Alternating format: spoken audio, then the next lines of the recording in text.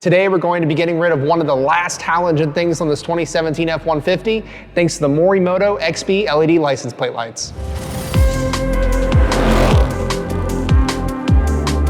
Let's be honest, so many of these new vehicles come with LEDs from the factory, but in some cases you still have some halogen lights in there.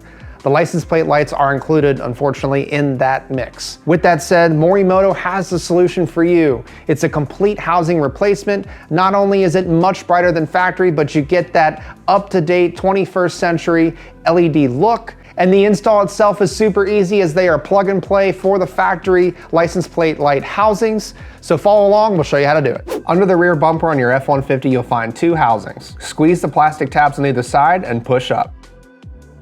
The light should pop right out. Twist counterclockwise to remove the socket.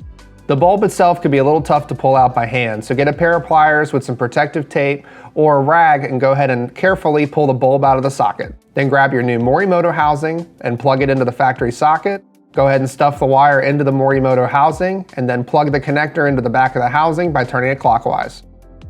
Then install into the bumper as shown. The long side will go up and down vertically.